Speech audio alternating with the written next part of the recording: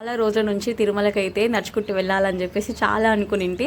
ఇప్పటికి నేను 3 టైమ్స్ అయితే తిరుమలకు విజిట్ చేశాను. సో ఎప్పుడైతే నడుచుకుంటూ వెళ్ళలేదు, ఇప్పుడు నడుచుకుంటూ వెళ్ళాలని అనుకున్నాను.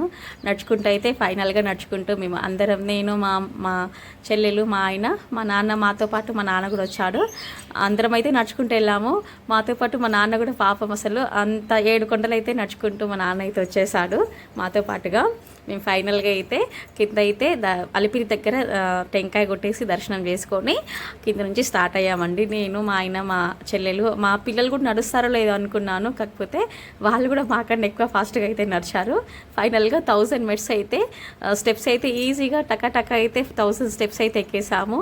సో ఎక్కుతుంటే కాసేపు బాగా కాళ్ళు అయితే లాగాయి. అక్కడక్కడ కూర్చుంటూ నిదానంగా అయితే అందరం అయితే తిరుమల నుంచి అలిపిరి మెట్లతో పాటు నడుచుకుంటూ అయితే వెళ్ళాము. ఫైనల్గా ఇంకొక 2000 స్టెప్స్ అయితే ఎక్కేసాము. మేమైతే మా అబ్బాయి గారు చూడండి, వాడు నడుచుకుంటూ అసలు ఎక్కడ ఎత్తుకొని కూడా ఎక్కడ ఏం అనలేడు.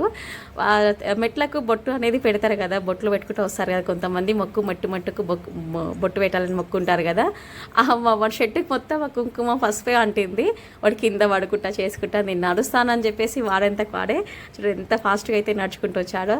ఇక్కడ మేము నడుచుకుంటూ వెళ్తుంటే అలిపిరి మార్గంలో మాకు ఇక్కడ జింకలన్నీ కనిపించాయి. కొంతమంది దానికి ఫుడ్ వరకు పెడుతున్నారు. అక్కడ బొరుగులు అవి ఉంటాయి కదా, వెళ్తుంటే అలిపిరి మార్గంలో తీసుకెళ్ళి ఆ జింకలకైతే తినిపిస్తున్నారు కొంతమంది. సో ఇక్కడ అప్పుడు పులి అటాక్ అయిందని చెప్పిండ్రు కదా, సో అలాంటి అక్కడే అన్నమాట. తర్వాత ఇక్కడ మేమైతే ఆంజనేయ స్వామి విగ్రహం దగ్గరికి అయితే వచ్చేసాం నడుచుకుంటూ. ఇక్కడ ఆంజనేయ స్వామిని అయితే లోపలికి వెళ్ళి దర్శనం చేసుకొని మళ్ళీ నడవడం అయితే స్టార్ట్ చేసాము. ఇక్కడ ఆంజనేయ స్వామి స్టాచ్యూ అయితే చాలా బాగుంటుంది. చాలా ఎత్తుగా ఆకాశాన్ని తాకుతుంది అన్నంత హైట్లో ఆంజనేయ స్వామి విగ్రహం అయితే ఉంటుంది. సో ఆంజనేయ స్వామికి మొక్కేసి అయితే మేము మళ్ళీ అయితే స్టెప్స్ ఎక్కడం స్టార్ట్ చేసాము. 7కి అయితే అట్లా స్టార్ట్ చేసామండి స్టెప్స్ ఎక్కడము.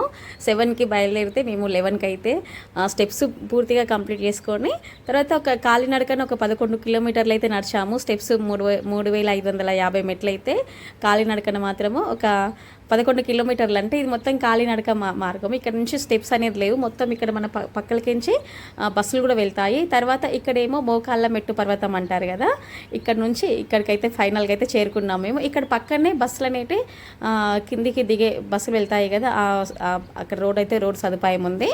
తర్వాత ఇక్కడ మోకాళ్ళ మెట్టు పర్వతం కదా, ఇక్కడికైతే మేము ఫైనల్గా చేరుకున్న తర్వాత అందరు ఒకరు మోకాళ్ళపై నడవడం అయితే స్టార్ట్ చేశారు. ఇక్కడ మా వాళ్ళు, మా ఆయన, మా పిల్లలు కూడా మోకాళ్ళ మెట్టు పర్వతం కూడా వాళ్ళు కూడా ఈజీగా స్టెప్స్ అయితే ఎక్కేశారు.